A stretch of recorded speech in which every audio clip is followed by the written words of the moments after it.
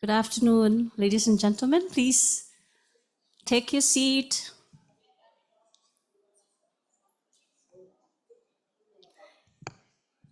You're going to be riding a wave.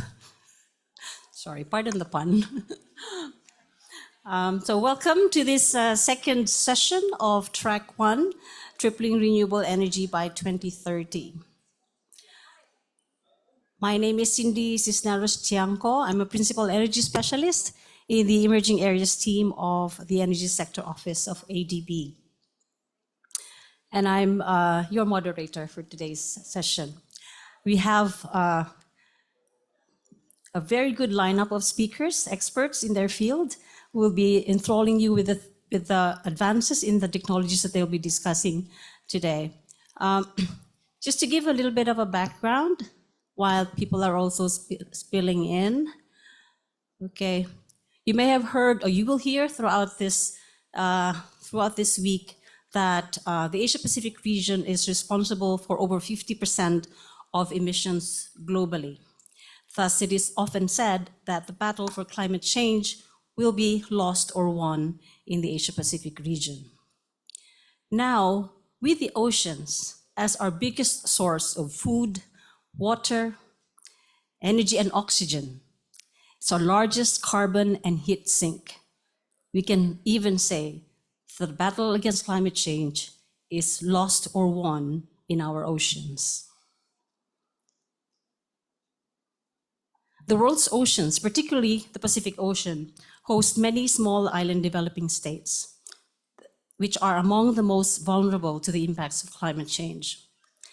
Their battle cry against this existential threat is 1.5 to stay alive. The SIDS have that motto every time we talk about climate change. So the COP28's call for tripling renewable energy by 2030 will not be met through mainstream land-based renewable energy technologies alone. The world needs to utilize new and emerging technologies, especially the largely untapped ocean and marine renewable energy sources to fight the climate crisis. So this session, our speakers will highlight some of the latest advances in these technologies and talk about their potential contribution to the fight against climate change while ensuring climate resilience in these areas. As you may know, as Asia and the Pacific's climate bank, the ADB has committed $100 billion in climate financing by 2030, including about $5 billion in blue economies financing. And most recently at the annual meeting, our donors committed another $5 billion for our most vulnerable communities to tackle climate change. So join me in welcoming our prestigious speakers at this session. We will start with Mr. Michael Gabish, Investment Officer of ADB, to talk about the floating solar project in Vietnam, a landmark project in floating PV. Over to you, Mike.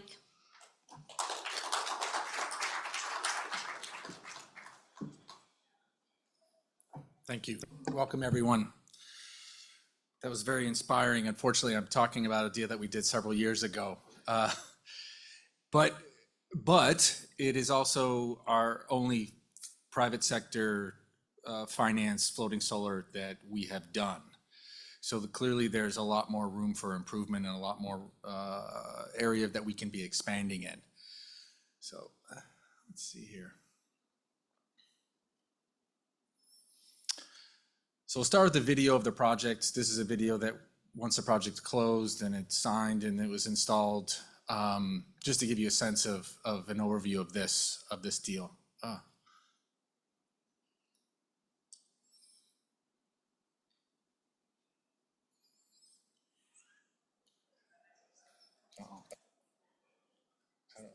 Okay, they're gonna do it manually. So this project, it was very close to my heart. It was a very long process internally, so I have to,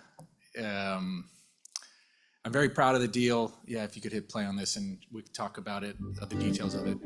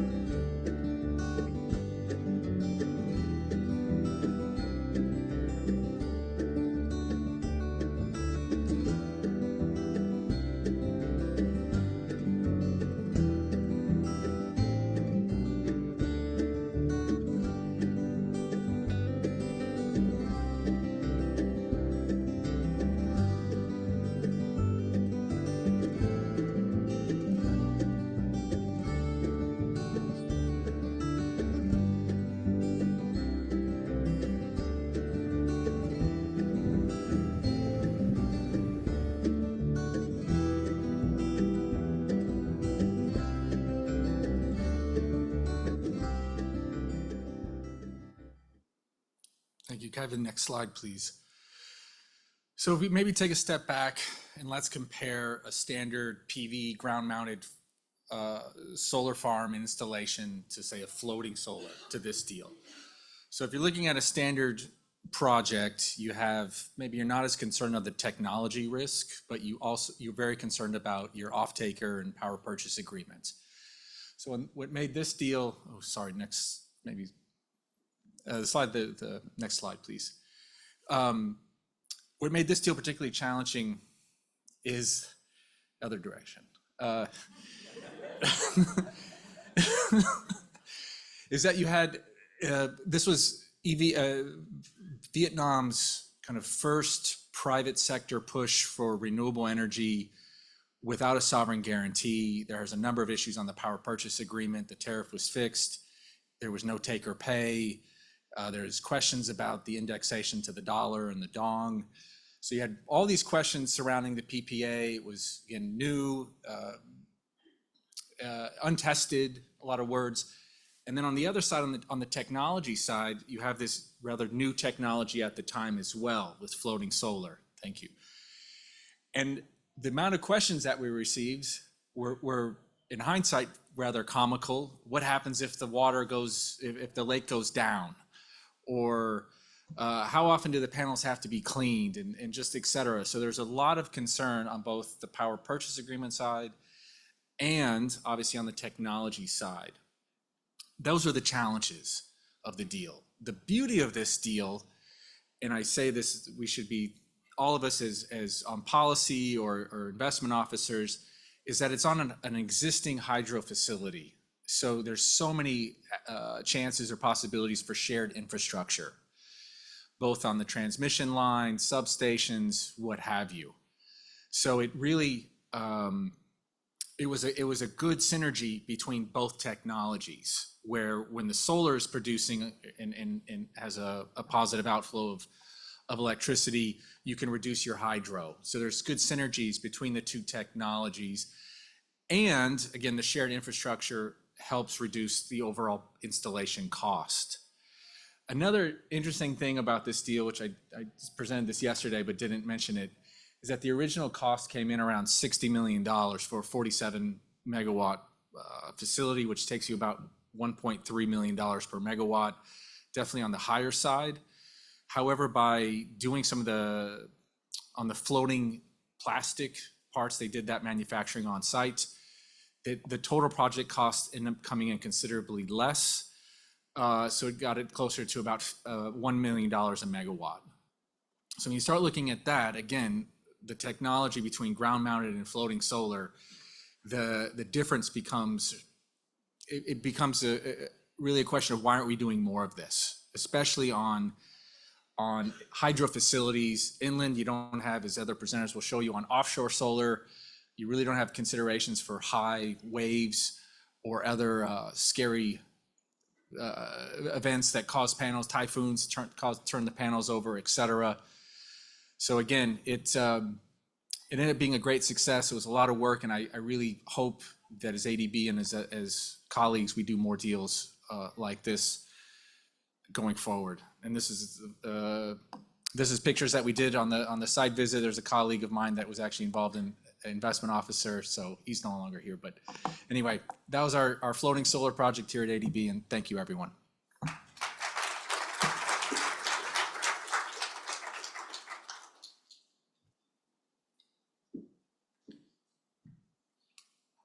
Thank you very much, Mike. Yeah, indeed, it is a landmark in the first floating PV project of ADB. And we are now embarking on more floating PV, particularly near-shore marine floating PV in several Pacific Island countries. So do watch out for that. It's around an aggregate of 20 megawatts of near-shore marine floating solar. And these are a lot more challenging than, of course, the ones on the reservoir. Those are actually tier 1 or tier 2, lakes and reservoirs. But nearshore marine is tier 3 in terms of difficulty, in terms of cost.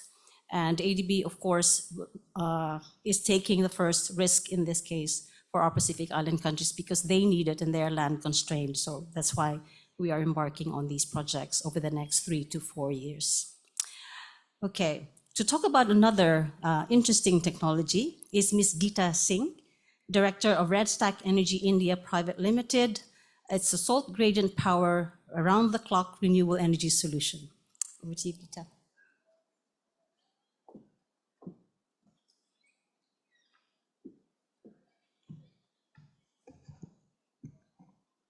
Thank you so much for the opportunity, Cindy. It's a privilege to be here. So I would like to first spend some time on this first slide and notice the two colors of water. So we see two colors of water. This is a phenomena that happens when the rivers meet the ocean. So the light blue color is the water from the ocean and deep blue color is the water from the river. So there happens to be a difference in salt concentration when this phenomena happens.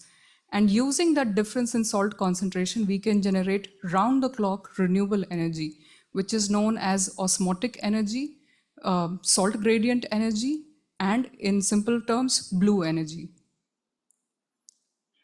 So how we generate electricity?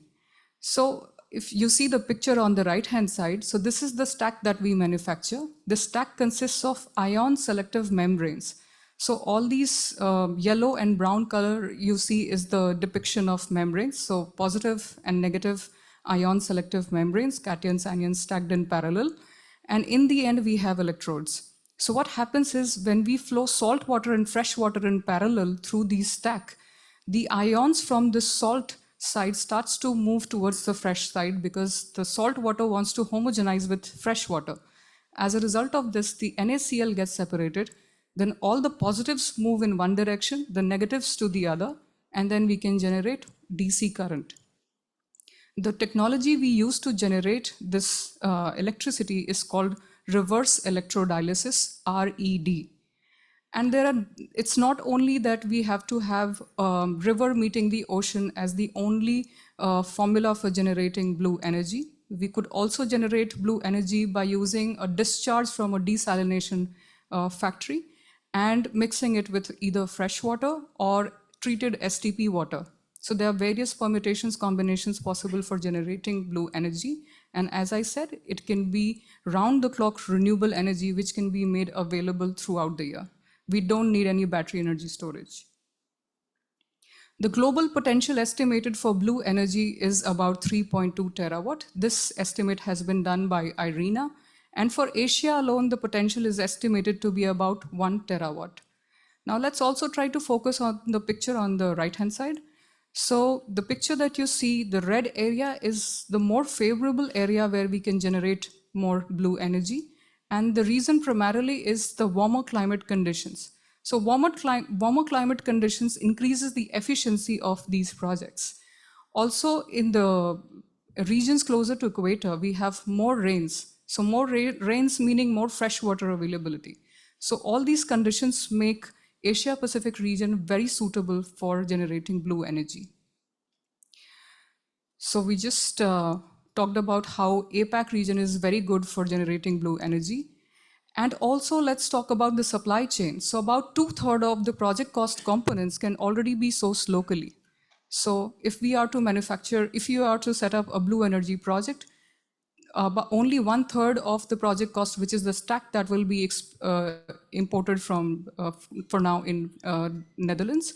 And rest of the project cost components can already be sourced locally, which consists of pumps, pipes, cables, switches, etc.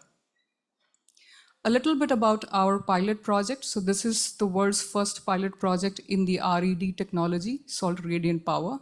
And we commissioned this project in 2014. We started working on this technology back in 2004. And at that time, we were undertaking the research at a laboratory scale. After doing that for about roughly 4-5 years, in 2011, we felt confident to launch it and test it in the real world conditions. So our pilot project has been operational now for about 10 years. And the inauguration of pilot project was done by the King of Netherlands, His Royal Highness King William Alexander. And we were also given Dutch National Icon Award. Now, what we have done up till 2022 and 2023 is we have upscaled this pilot project to 2,000 times, meaning we started at a very small scale and we have upscaled it to 2,000 times. And with that, we have established the process design for going into megawatt scale.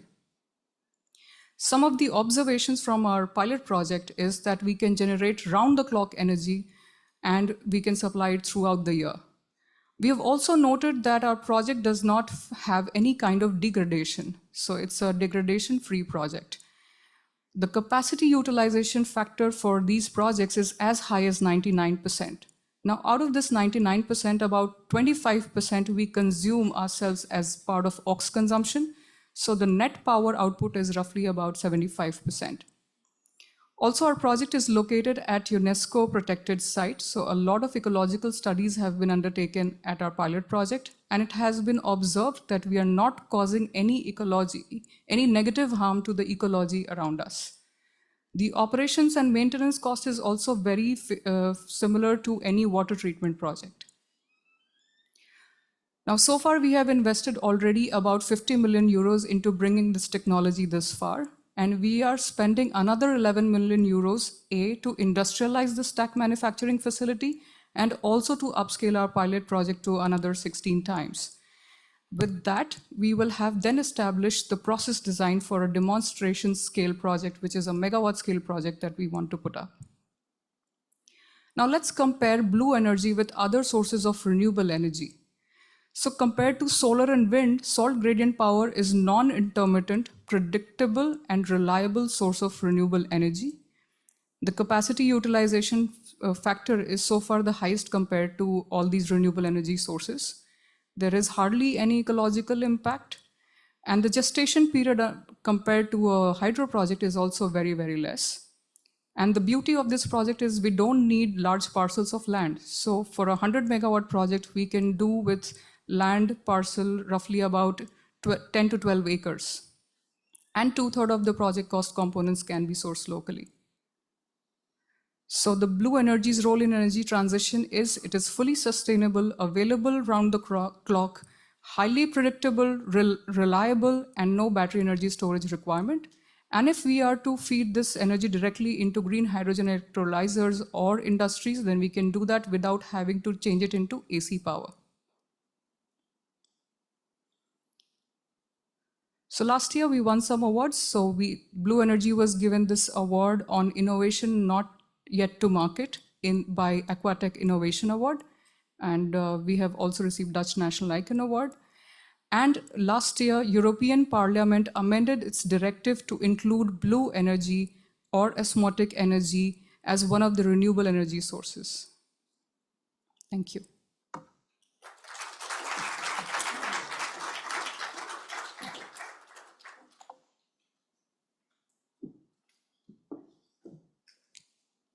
I was told to put the two mics together. Okay, thank you, Gita. Very, very interesting indeed, and I'm sure a lot of people have already some questions. Please feel free to already use the QR code to put in your questions online, or have them ready at the Q&A session. You may notice that we are, shortening the presentation time to give you more time for your questions. Okay, so the next presentation will be from Mr. Abdullah Firag, who will talk about the transformational interventions that ADB and other donors have been doing in the Maldives.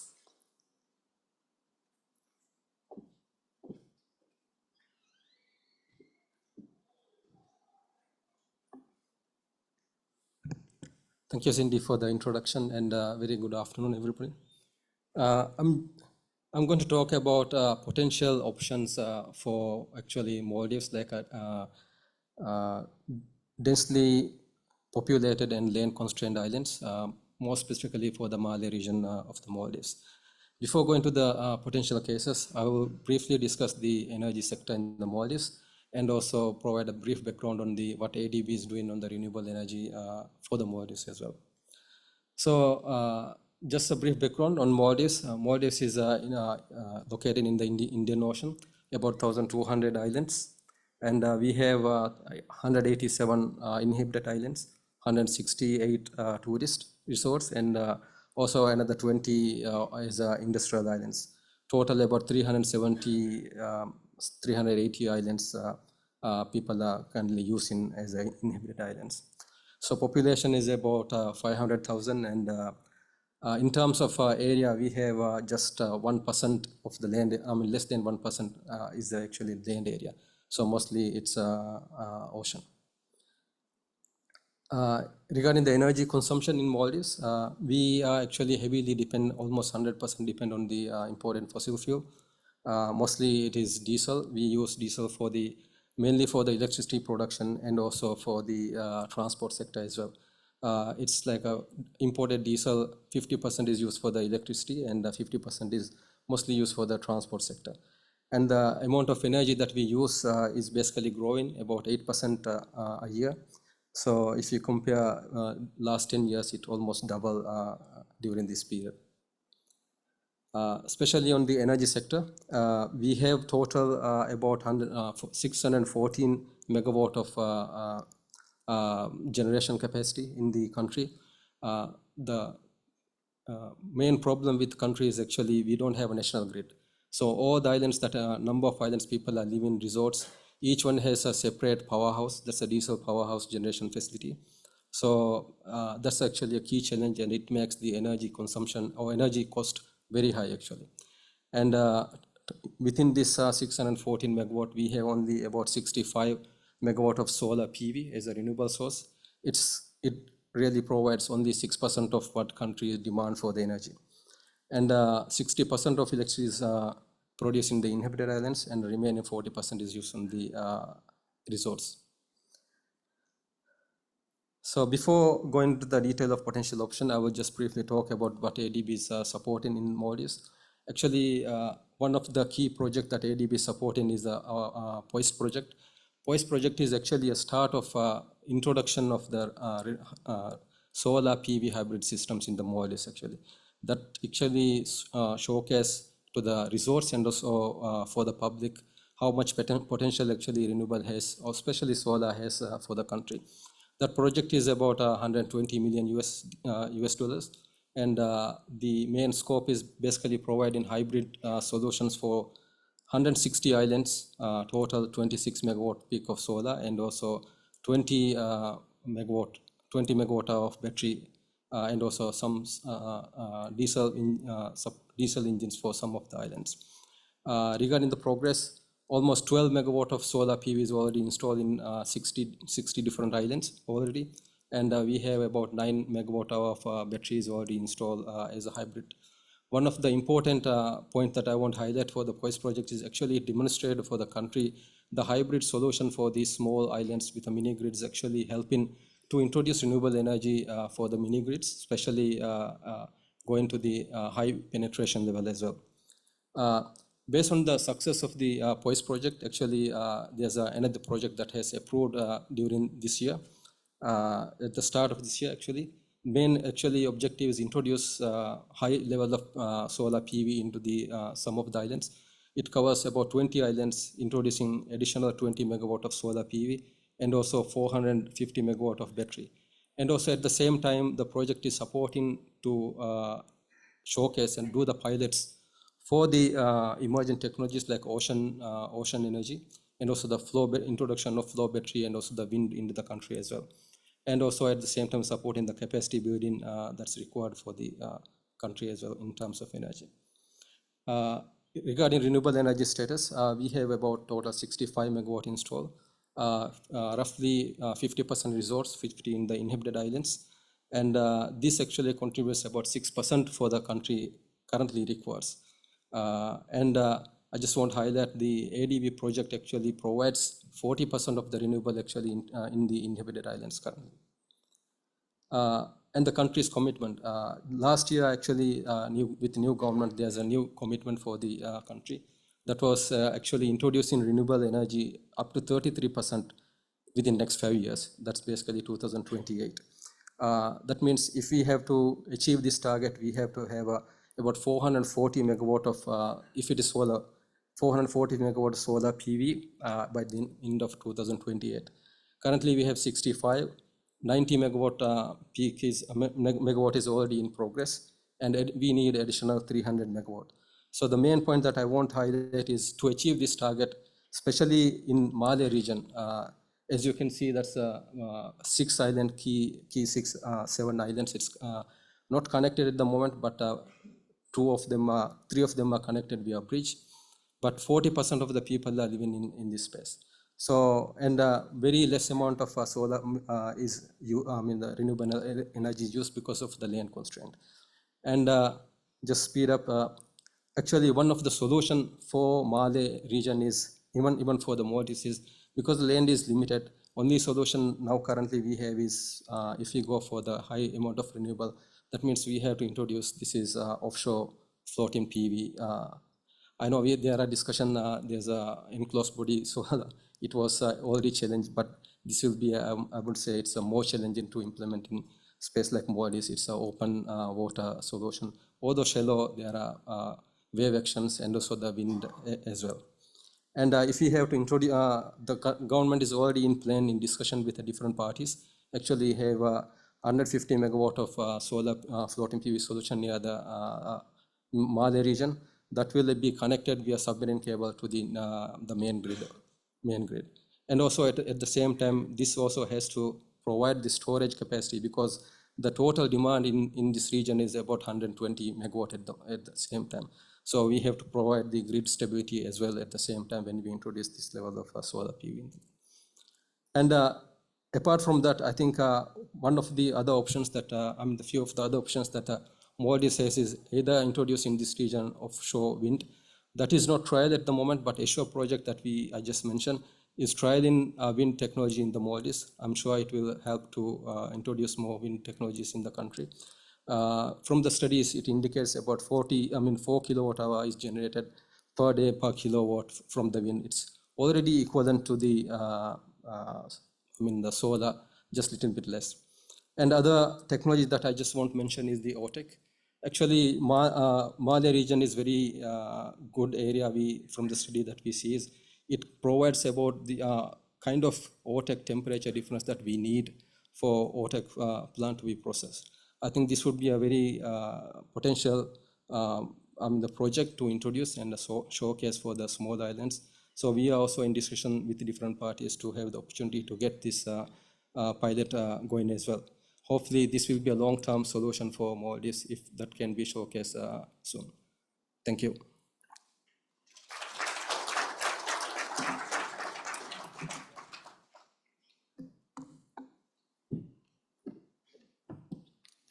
Thank you very much, Firag. That is a shining example of how small island states can develop and become resilient and also mitigate climate change and achieve the renewable energy targets. Thank you for setting the stage for the next three speakers. So the next two speakers will talk about I guess it's a sexy technology nowadays, especially for Southeast Asia, offshore wind. So we'll start with Paula Valencia, country representative of RMI.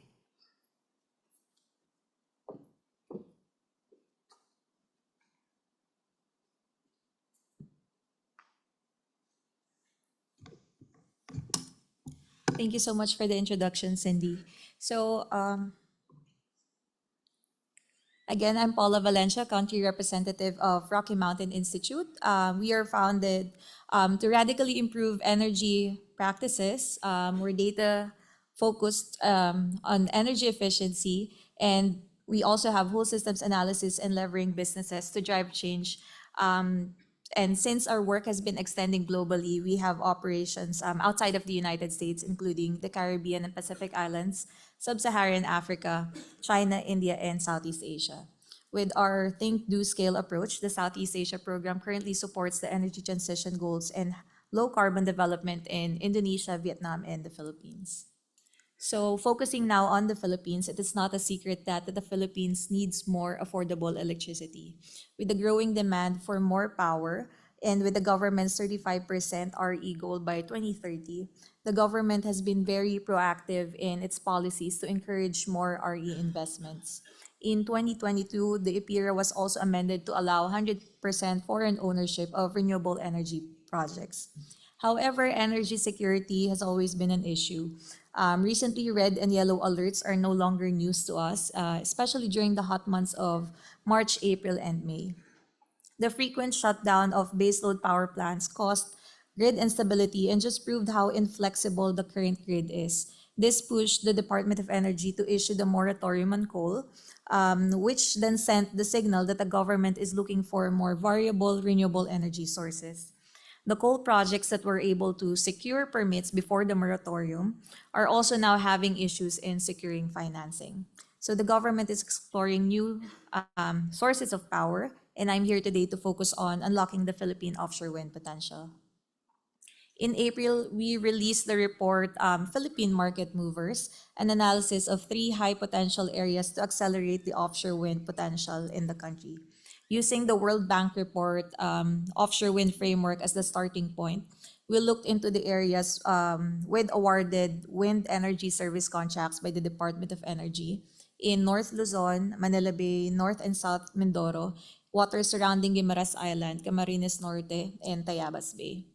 Our goal was really to determine the offshore wind areas with the most potential for near-term development.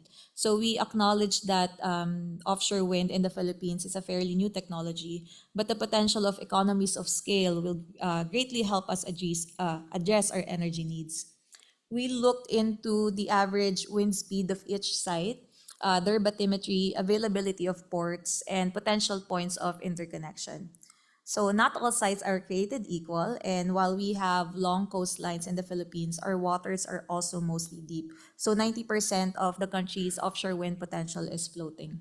For deep waters, we reserve them for much longer timeline for floating technology. Other than the bathymetry, many high potential sites were also not shortlisted because of the existing or lack thereof of ports for staging and assembly and interconnection points. With that, we focused on Manila Bay, Tayabas Bay, and the water surrounding Guimaras Island for near-term development. Manila Bay is the most obvious choice with the availability of sizable ports nearby and the Luzon transmission backbone to connect into. But we also want to take into consideration the very busy Manila port, so we're actually not recommending that port for staging. Instead, we're recommending the ports in Subic, Mariveles, and Batangas.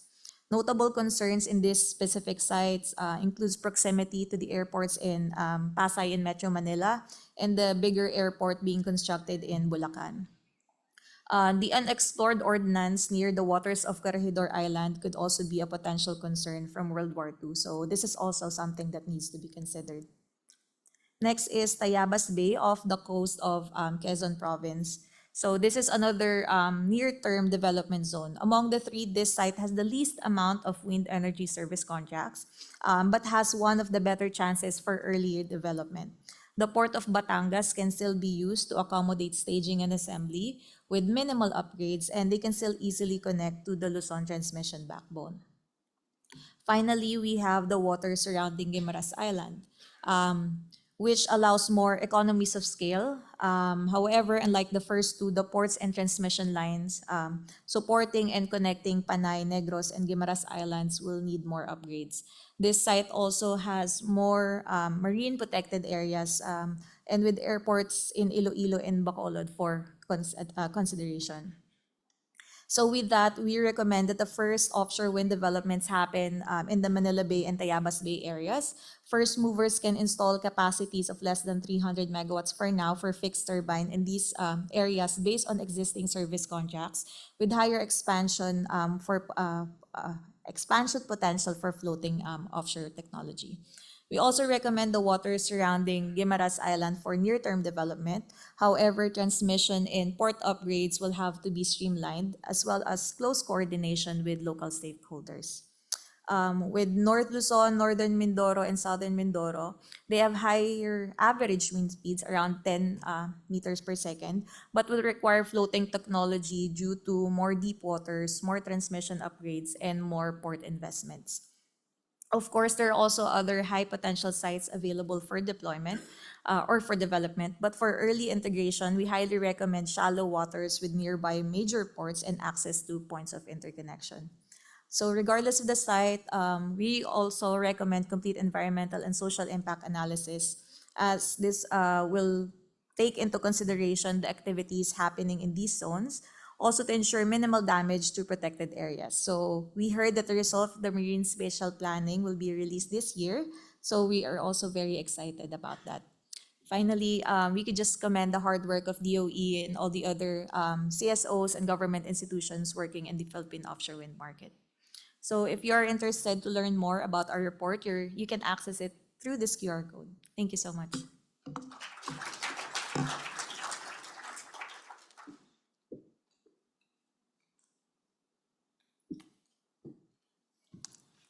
Thank you, Paula. Indeed, a lot of opportunities in offshore wind in the coming years.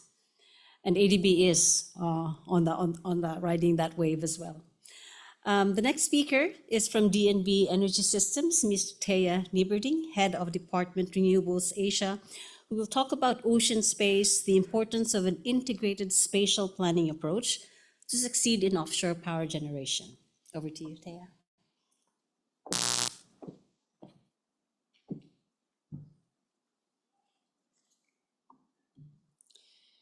Shortly, I will dive into the topic of my presentation on the opportunity for coexistence in the ocean space. But before I do that, I would really like to thank my fellow speakers for sharing their insights today and throughout this conference. It really amazes me how when different players are coming together to a forum like this, it can create such inspiration and momentum. Sorry, not yet there. So thank you to the ADB and to all organizers of this event. It makes me really proud to be able to contribute to this forum. What also makes me proud is the fact that the company that I am representing today has a 160-year history. DNV has since 1864 been driven by the purpose of safeguarding life, property, and the environment. And in my view, in the world we live in today, this purpose couldn't be more relevant. We have now become a company of 15,000 employees globally, and we provide independent assurance and risk management in 4 key areas. All of them are very relevant to the topic we are discussing today, about tripling renewable capacity by 2030 through offshore wind, floating PV, and other ocean technologies. Maritime offshore and energy know-how are obviously at the core of the discussion today. But the success of these solutions also depend on cybersecurity, digital solutions, and the supply chain resilience. Finally, I want to highlight the 5+% at the top right corner. DNV is committed to investing at least 5% of its annual revenue in innovation.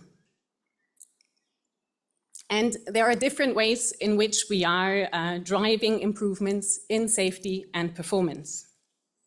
Whether it is through innovation projects, joint industry projects, through our white papers or industry reports, or our technical standards and recommended practices. So today, I want to share with you a few of DNV's insights to further drive the deployment of renewables. On the basis of one of our industry reports, the Spatial Competition Forecast. Secondly, by sharing the status of an ongoing innovation project in Norway, and which is about marine coexistence. And finally, by applying the lessons from one market to another.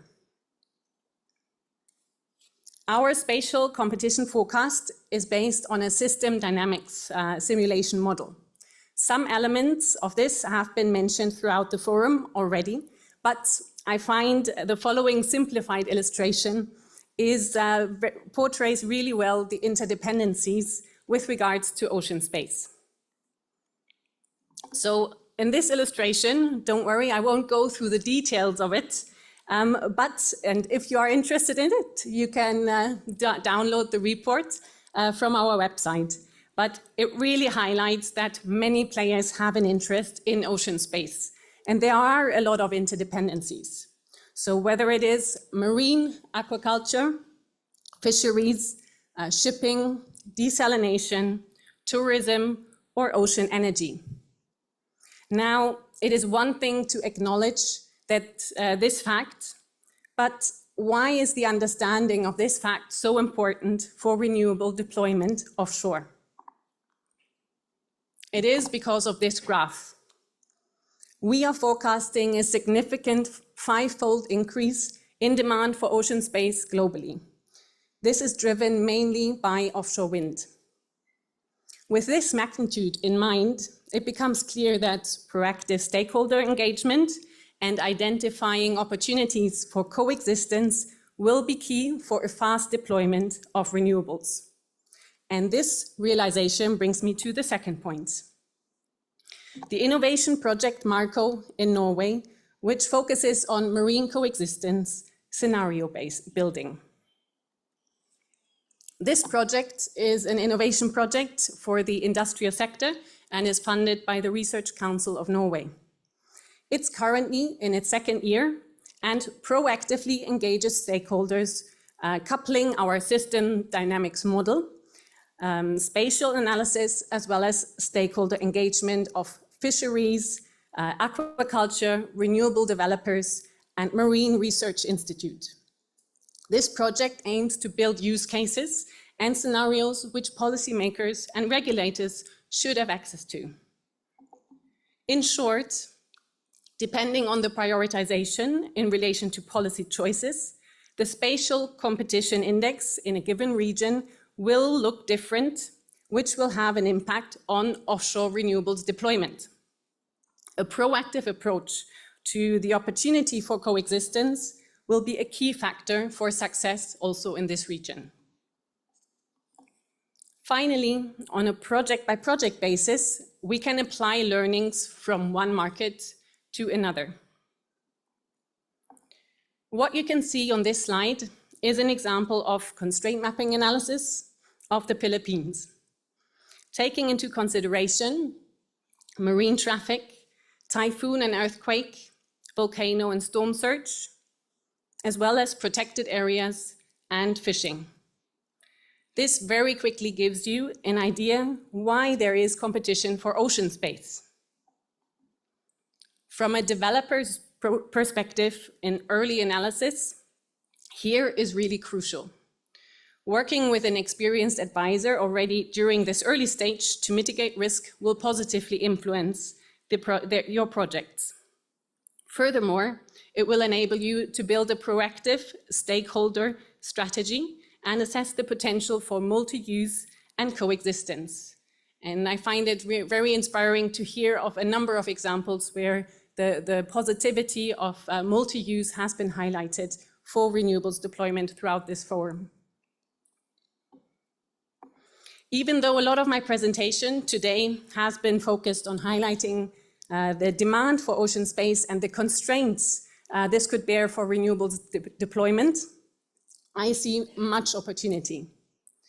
We already have examples of projects out there that combine offshore wind, solar, as well as aquaculture. Other marine renewables, including oscillating water column or ocean thermal energy conversion, could bring further opportunity. In addition, the port infrastructure, as well as grid infrastructure, are two further elements that will play a crucial role in deciding the pace of renewables deployment. So to summarize very briefly, first of all, the demand for ocean space will increase significantly. Secondly, there is an opportunity for coexistence, and policymakers play a key role in ensuring coexistence is an enabler and not a hindrance to renewable deployment.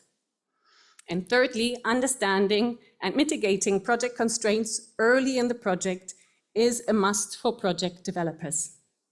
DNV plays an active role in all three of these elements and is really keen to work together with all our players to ensure there is more renewable deployment in the coming years.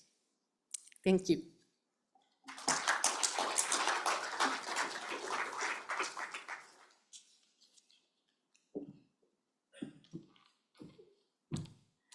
Thank you, Thea.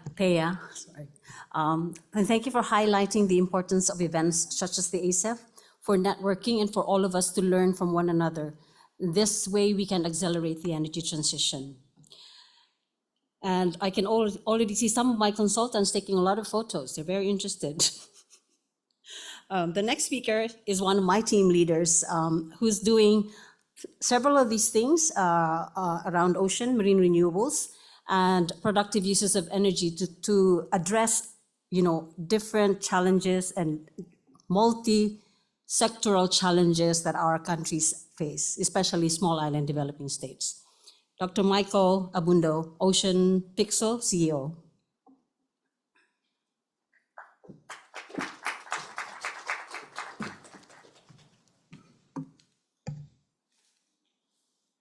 Hello, good afternoon. Thank you so much for the opportunity to share with you what ADB has been doing in the Pacific Islands, but things that we can learn from as well in terms of marine renewable energy. So I normally start with a slide defining that, but since I don't have enough slides, I'll just define it verbally. So marine renewables includes all energy that is produced in marine spaces or marine resource is being utilized. So this includes marine floating solar, which technically speaking is using sunlight, but it's in the marine space. Offshore wind, which uses wind energy and not ocean renewable energy per se as a resource, and other ocean renewable energy technologies. So it could be tidal energy, wave energy, salinity gradient, osmotic energy, ocean thermal energy. So ocean renewable energy is a subset of marine renewable energy.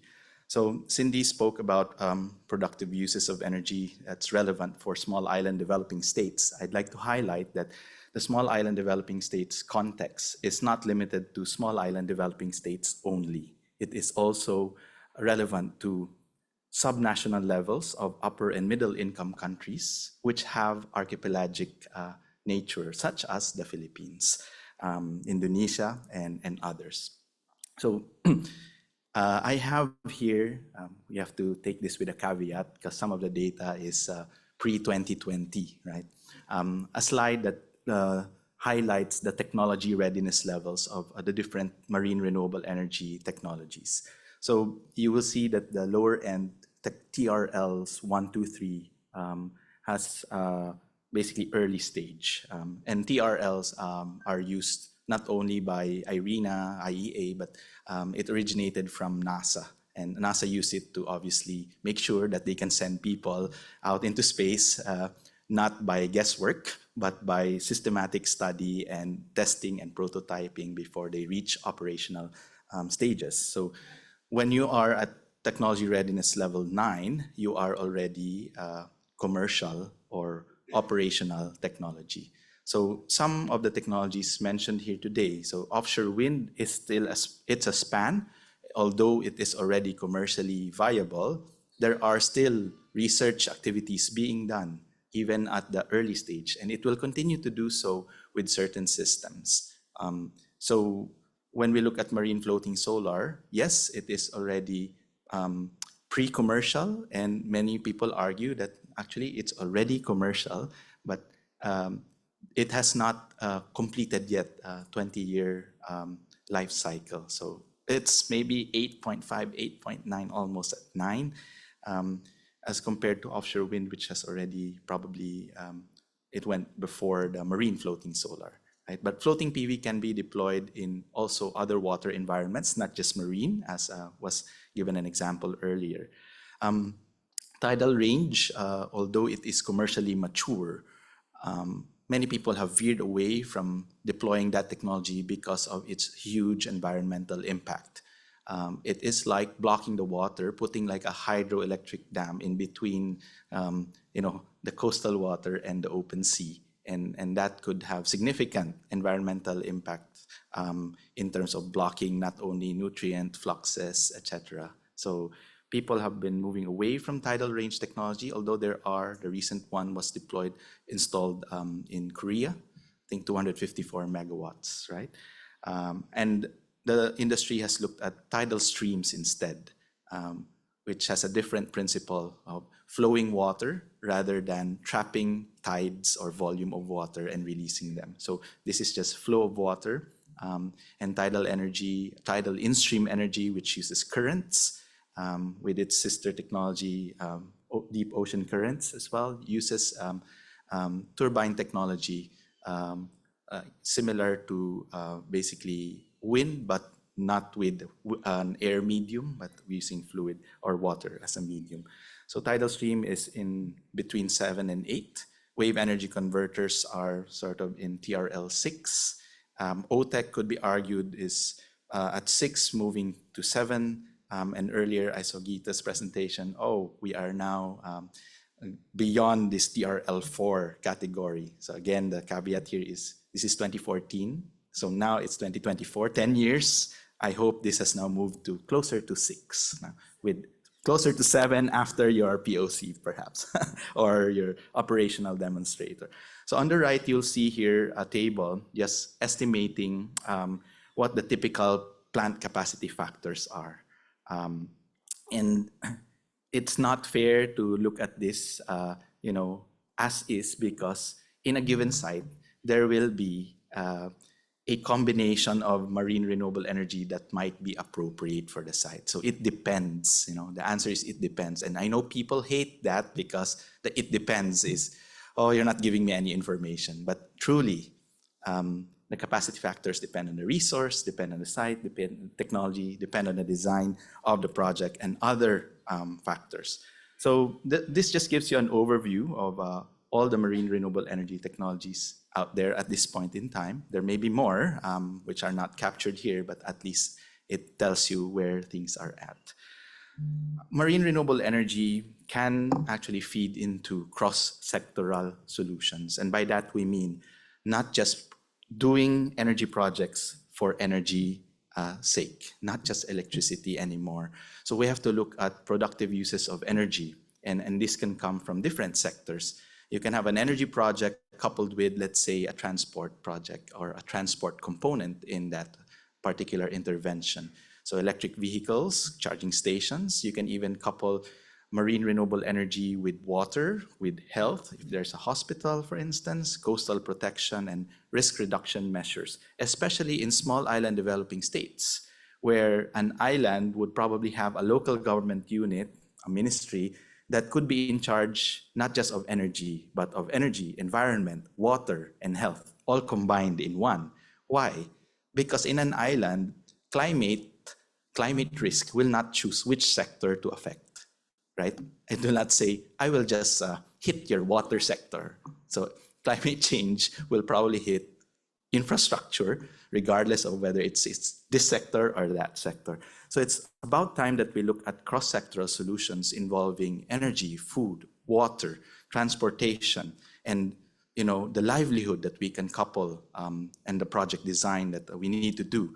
For instance, fisher folks, do they need energy? Yeah, they need it for their boats. Good. What else do they need it for? They need it for their fish too. They need ice. And ice is something very essential in small island developing states and in SIDS context as well. So you can produce water through desalination. You can have encouraging ecotourism and ecosystem services associated with these interventions. So it's probably time now to look at mainstreaming the oceans and the key sectors that are linked to the oceans through the interventions, maybe primarily energy sector led, but it could be that other sectors also lead it.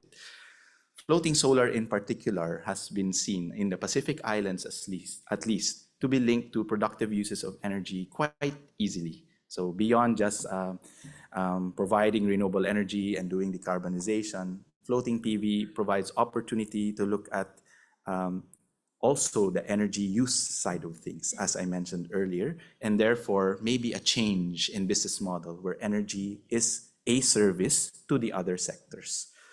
The opportunities of floating PV in the Pacific are tabulated here, and the ADB is already looking at a lot of these Pacific Island countries, these 11 countries, pick 11, in terms of 130 megawatts of floating PV projects. and this is being programmed already between now until 2030.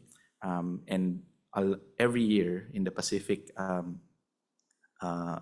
PPA, this Pacific Power Association conference, more and more stakeholders would like to try out floating PV. It's natural because land is scarce. And the Prime Minister of Tonga mentioned during a visit to Singapore's floating PV sites, he said that they would love it if they are not being referred to as SIDS anymore, small island developing states. Seems like investors will not like investing in small island developing states because they're small, right? So we'd rather be called not only large ocean states, which spells out losses, but big ocean states, bosses, you know? So they want to be called BOSs. Okay, sure. The floating PV plus project, so you see floating solar, FPV, floating PV plus now, are projects actually supported by a processing facility called the Pacific Renewable Energy Investment Facility, PRIF. And they have scoped out projects already in Kiribati, in Tonga, in Tuvalu, which are already being studied, and some are already in procurement mode, you know. So basically, we are at the dawn of this marine renewable energy plus productive uses of energy in the Pacific. And this kind of floating solar plus projects includes, at least for developmental organizations, an important step of high efficiency in terms of processing. Because the small island developing states, the bosses, the big ocean states, they already need the intervention, not only now, but yesterday, right? Countries who are in need of help, they need to be, investments need to reach them in an accelerated manner. So some of the innovations which PRIF introduced was regional procurement, looking at design, build, and operate contracts, you know, bundling in 1-year O&M or more, and looking at the productive uses to be part of the project design and intervention. So coupling all of these things leads to a more robust model for the projects, the cross-sectoral projects, not only across the Pacifics, but could be used also in other island clusters.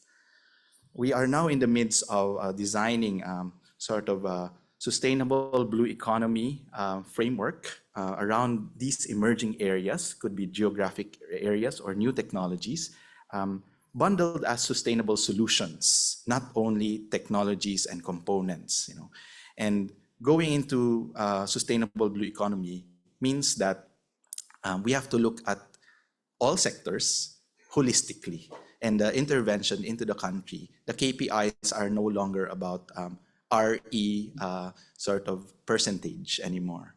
Maybe it's about how much economic development you have actually increased, you know. So are you impacting people's lives? So more than the energy for electricity and the metrics around that, the metrics will now be around impact to people's lives. And that requires, you know, economic, environmental, and social assessments.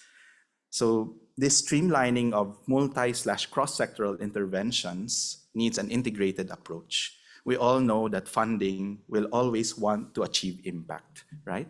But this funding to achieve that impact requires us to look at the solutions to be strategically aligned, whether it's the country plan, developmental plan, whether it's like a regional plan, and the technologies needs to be suitable for that intervention. The project design needs to be inclusive of the stakeholders, and the business model needs to be viable. These appropriate multi/cross-sectoral interventions can be any combination of the sectors. These are just examples. I'm not saying that these are exhaustive, but it could be 2 or more sectors coming in. But you will notice that energy and maybe ICT cuts across a lot of them. And so it is probably an enabling sector to look at energy supporting the other sectors and therefore addressing the right vulnerabilities. So with that, I close with the possibility of inviting you guys, if you're interested, to look at a white paper that we're launching this week. You can just scan the QR code to look at the future blue economies, activating sustainable growth in Southeast Asia. And well, I guess with that, I thank you for your time.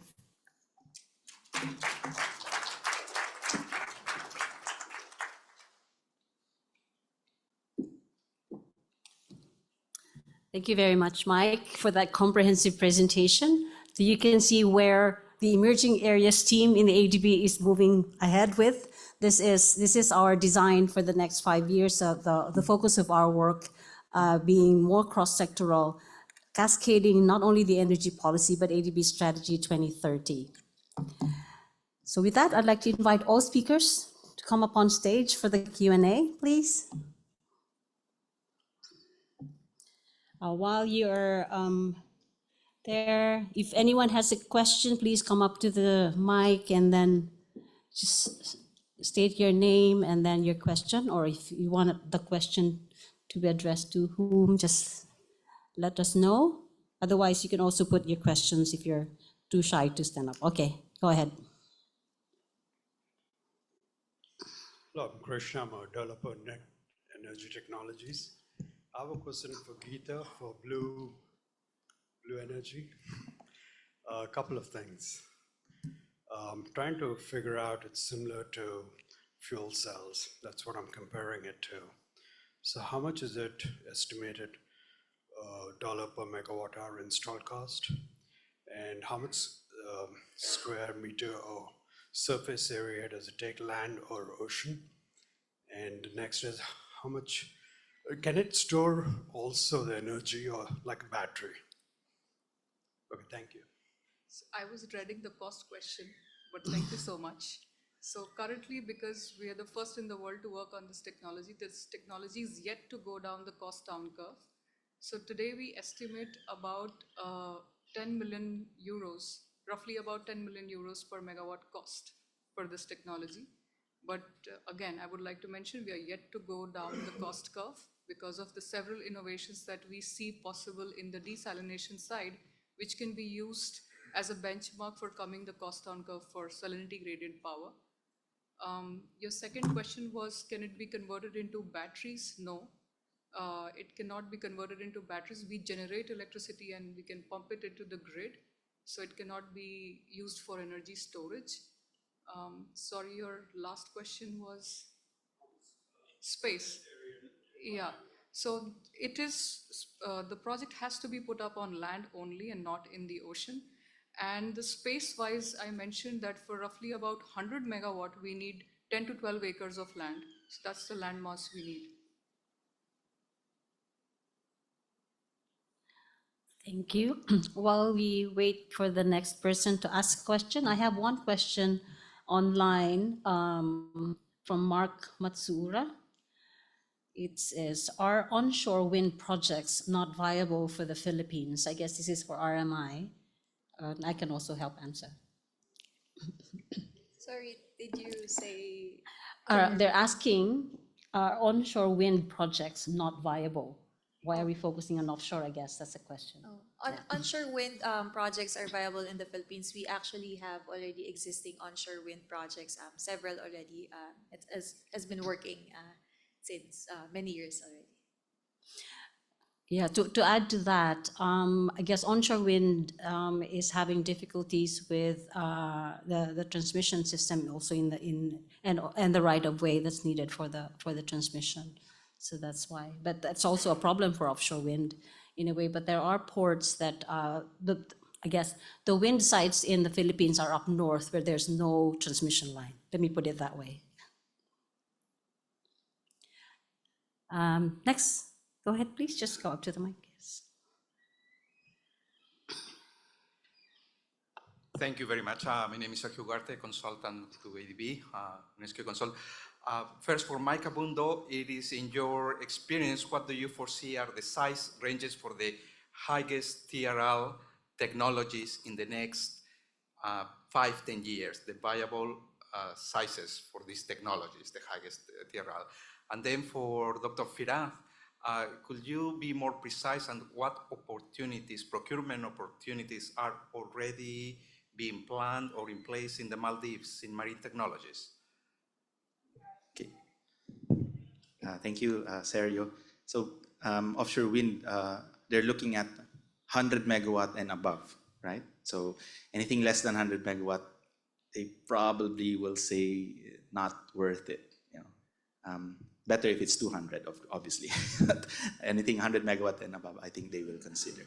For tidal stream energy, I think at the moment the capacity factors are looking a little bit better and more consistent. So if you have anything in the 30 megawatt range, is going to be okay. But there are interventions because it's not yet in the commercial stage. There are mechanisms by which these technologies can enjoy a little bit of grant mechanism, 30, 50% on the novel side of things. And that is probably one of the roles of developmental organizations to support the move of the technology and essentially maturing it. So, but if you had also a 100 megawatt project in tidal in-stream or wave or tidal in-stream, for instance, you'd be okay. For floating PV at the moment, in small island developing states or island countries, it could be as low as 5 megawatt and you'd be okay.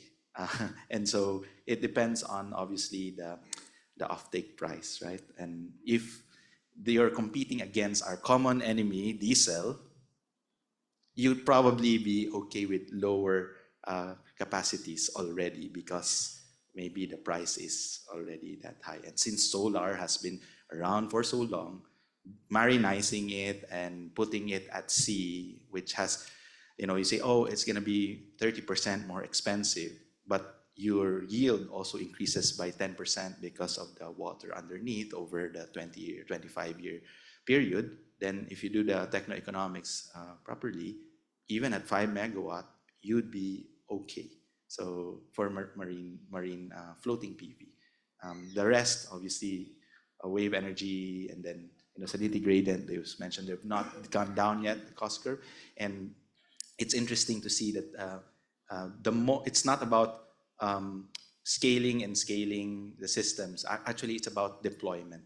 So the more megawatts deployed of the same technology, the cheaper the cost of energy is going to be. Yes, please just go up to the mic. I think Dr. Firag also had that. Okay, sir. I think regarding the procurement options in the Maldives for the marine technologies that we have, actually Maldives has already announced, going to be announced for the floating solar PV, about 3 megawatt of floating solar PV. It will be issued shortly. And also we are looking for developing the marine energy roadmap as well. That will actually provide the more options to be considered in the future as well. And also at the same time, we are doing a pilot for the ocean current that will be available, will be issued tender as well. Yeah. Cindy, sorry, I just needed to add that the technologies, although they have their own sort of cost curve, I think it's also, it should be fair for us, it's probably just right for us to say that hybridizing also helps. So imagine, floating PV coupled with either current or wave or some other technology, obviously will make sense if the resource is around, and the hybridization will probably help bring down the levelized cost of energy because of shared infrastructure, shared pre-development costs, etc.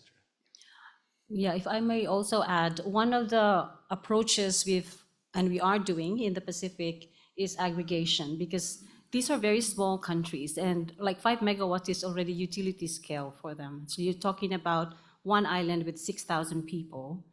So aggregation, even now we're doing, as you saw in one of Mike's slides, we're doing regional procurement for the Tuvalu and Kiribati projects, because this is 1 megawatt of floating PV in Tuvalu and 5 megawatts in Kiribati. And already, when we did a market survey, it made it interesting for them to bid for Tuvalu because it was packaged with Kiribati. Otherwise, no one would bid for the 1 megawatt plant. So this is where it's important really for us to do more aggregation and doing new ways of procuring to make it, to have the economies of scale. More questions, please? Oh, yes. Thank you very much. I'm Pierre Noël from TBI Global Advisory. We advise governments, including on energy. Can I go back to the question of the cost of offshore wind? So the way the question was phrased sort of offered you an easy way out, but let me just rephrase. Why would you go for the most expensive renewable you can get to today? Well, there's still in the Philippines a huge lot of cheap renewables that can be harnessed. So offshore wind provides economies of scale. We understand that in comparison with other renewable energy technologies, it could be more expensive. But what we're seeing right now is, for example, with solar panels, ground-mounted solar panels, we're having issues with land acquisition and then land use. So it's competing with farming and other potential uses of land. For hydro energy, we have issues with environmental issues, social impact, communities being affected by these types of technologies. So the government is really looking into larger scale renewable energy technologies that would provide hopefully lower cost in the future. So with offshore wind, we're looking at probably 7 to 10 years timeline for development. And the sites that we're looking at actually would, Sir here said that for offshore wind, it's usually 100 to 200 megawatts, but actually we're hoping at 500 megawatts to have more economies of scale and really to bring down the cost of the price. But for this study specifically, we looked at smaller sites, mainly because it's available. There are available shallow waters where they can be installed. That's number one. And number two is we can connect them to the grid. So as Cindy mentioned earlier, the main reason for constraint here in the Philippines is grid connection.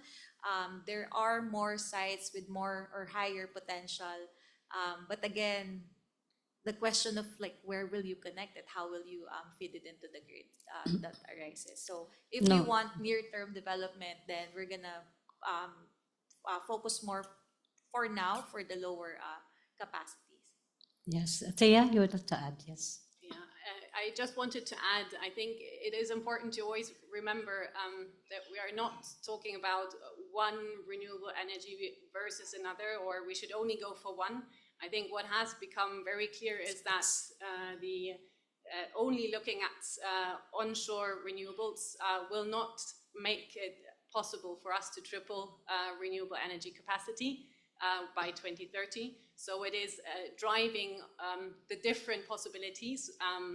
Offshore wind does have a longer time span in development. So it is important to look at it already now, but it doesn't mean that we shouldn't look at the other solutions available right at the same time.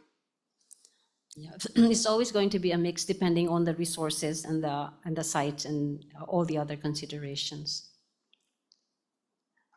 Please go ahead, gentleman over there, and then the lady. Hello everyone, I am Vaibhav from PwC India. My question is around floating solar, and to the panel, whosoever would want to address this. Compared to ground-mounted solar projects, floating solar projects are more susceptible to damage, be it with more rain or because of stronger winds. We know floating solar, and there have been some ecological concerns as well. So we know that floating solar is important and it would happen, but in terms of best practices or in terms of guidelines, have there been things looked at throughout the stage, right from design to construction, to ensure that the projects are more resilient? Thank you. I think I can add my question because it's about floating solar. So okay. Question for Michael. So I see great enthusiasm when you discussed your project in Vietnam, but I think maybe it's just my recollection. I haven't seen that many floating solar projects since. So why is that if it's true? So this Michael Gabish.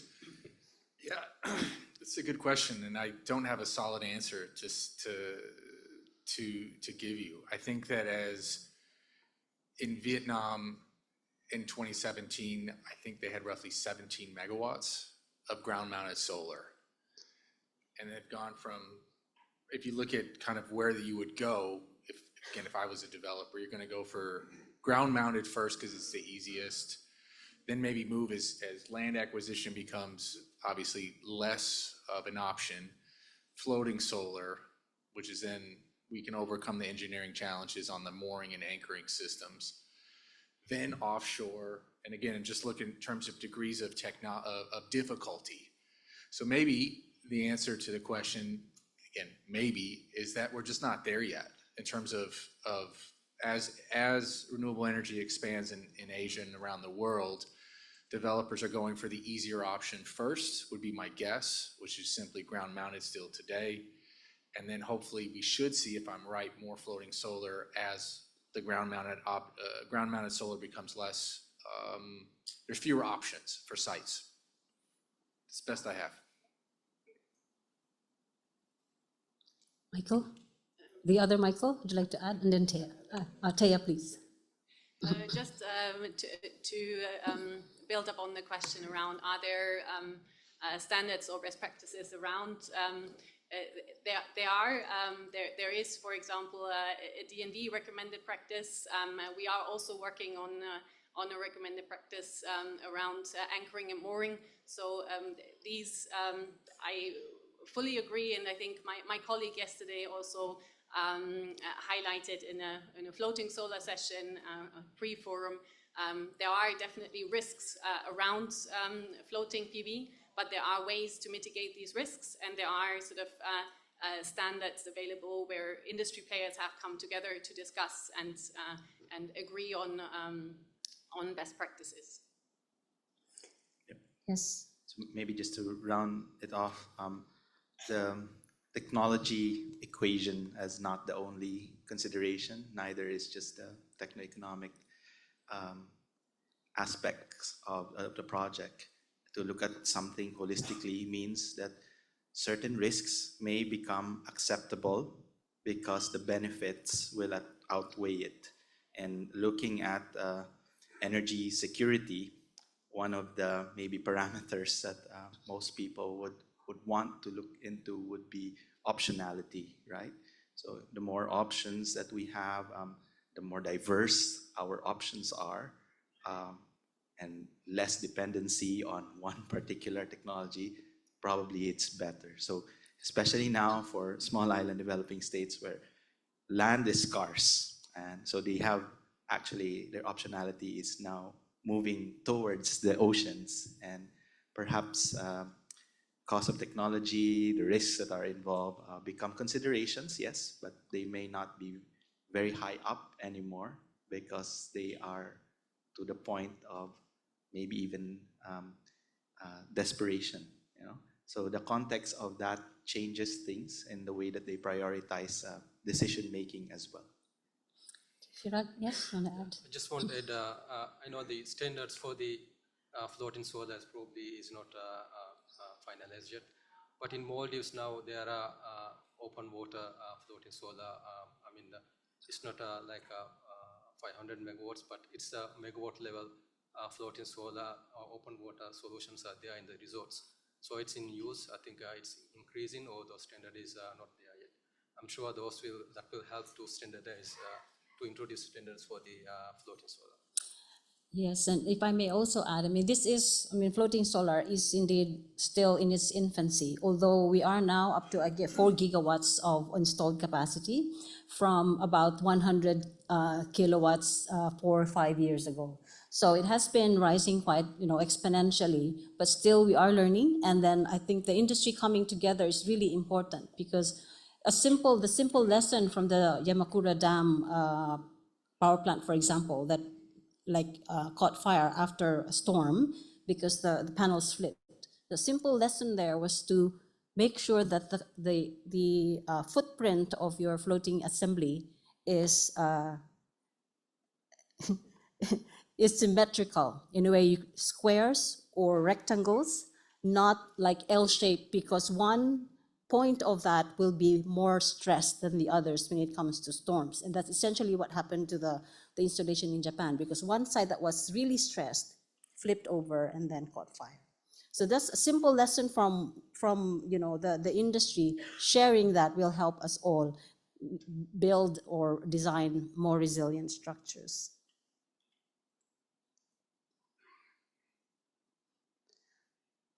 Yes, Dan?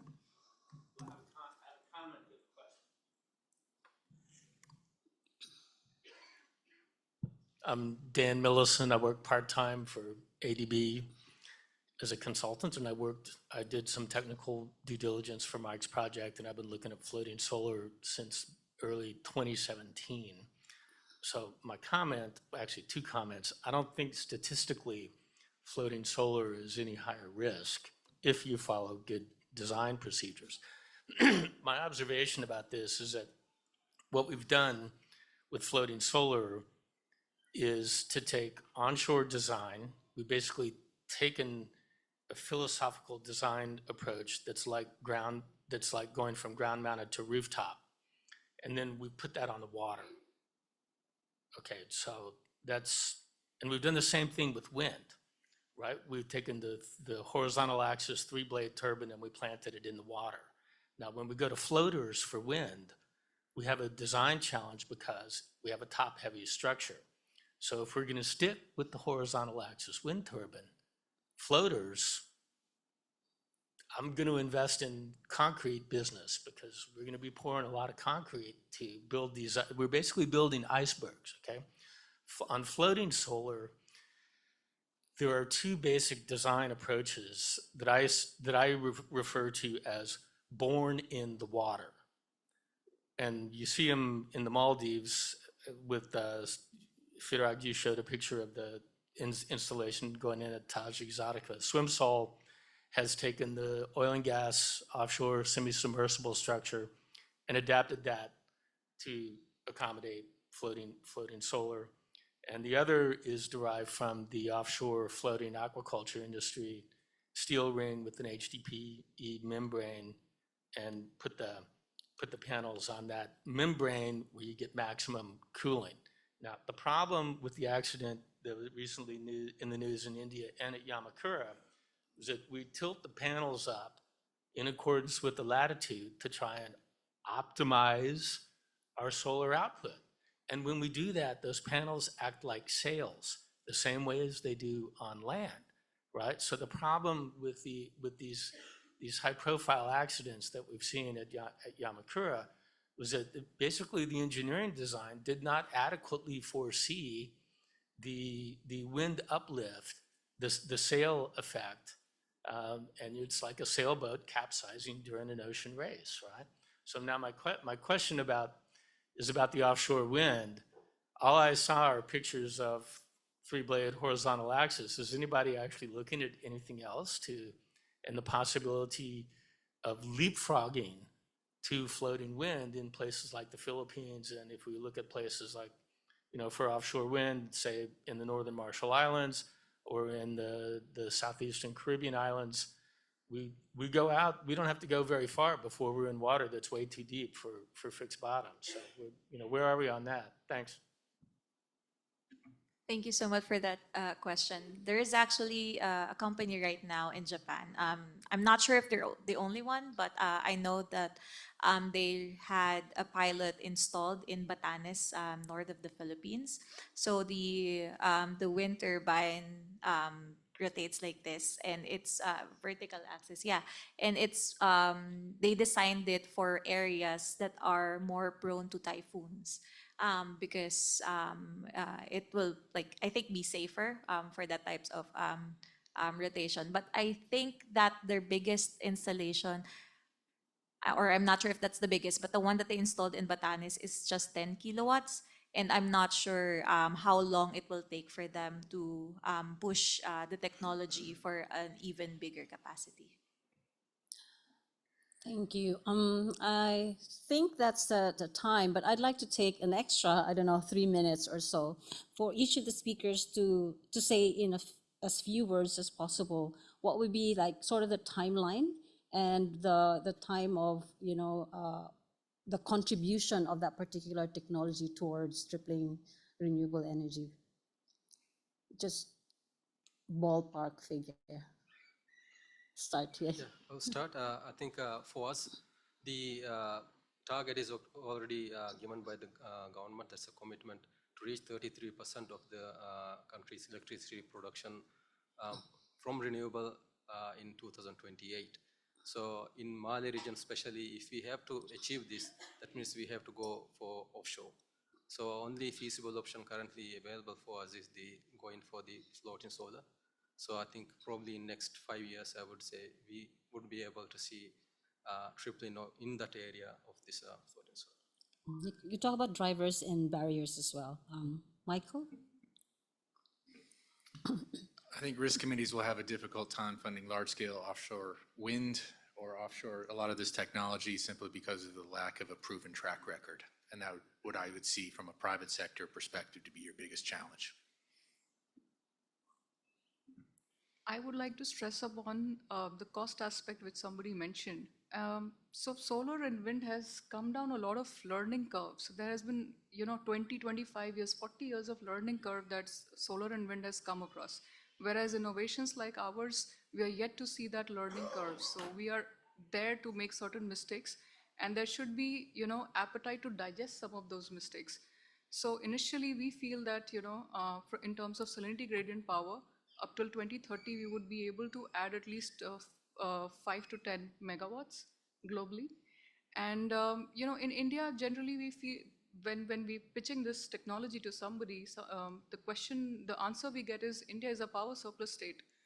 So why we need to go for another source of renewable energy? But why are we forgetting that there is number of coal-fired projects that we have to back down? And for that, you need baseload energy.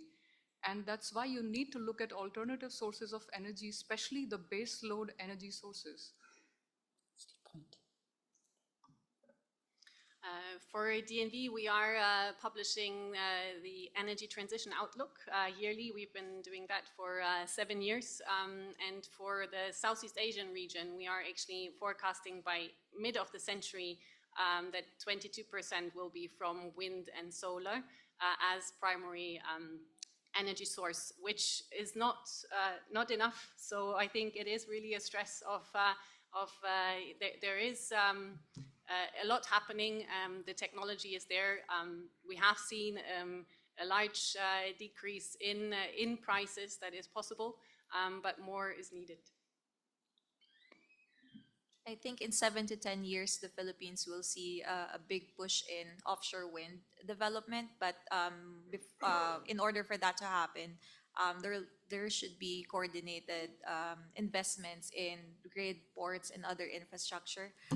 But while we're waiting for that and while we're preparing the market for offshore wind, I believe that the government is also pushing for more renewable energy in the system with solar, onshore wind, hydro, battery, and other potential resources for us to address the country's energy security issue. So I'll have to catch the other technologies Cindy mentioned. Before I do that, I'd like us to just be aware that although there is a technology push, there's also a market pull aspect to this kind of forecast. And so for tidal in-stream energy and wave energy, tidal in-stream energy has been projected over the next 5 to 10 years to look at maybe 100 megawatts all the way to a gigawatt globally was the projection. For wave energy is probably half that and also not as fast.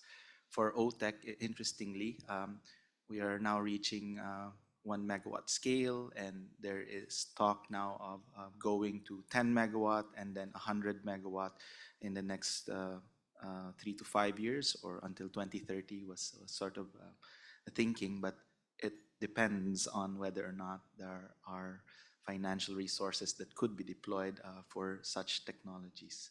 Yeah, so I think end there. So the battle can be won Yeah. in the oceans. So thank you. Please, give a round of applause to our speakers. Excellent speakers. And a lot of insights there. Thank you so much. And thank you so much for staying. I think at 6 p.m. there's going to be a dinner served or cocktails served in the same locations as the lunches. So, take a break and then we'll see you there. Thank you again. Another round of applause, please. Thank you, everybody. Best panel.